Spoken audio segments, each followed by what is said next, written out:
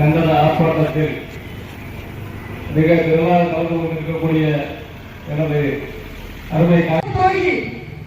நாட்டுக்காக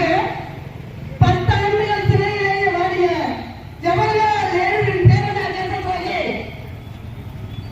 விடுதலைக்காக கண்டித்து நடக்கும் ஆர்ப்பாட்டம்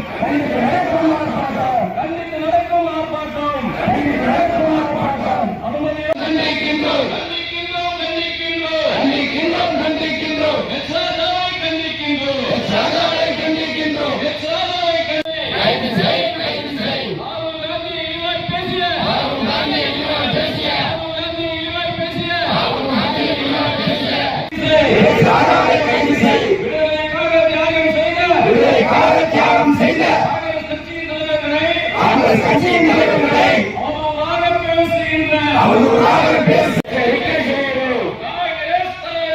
காங்கிரஸ் தலைவர்களை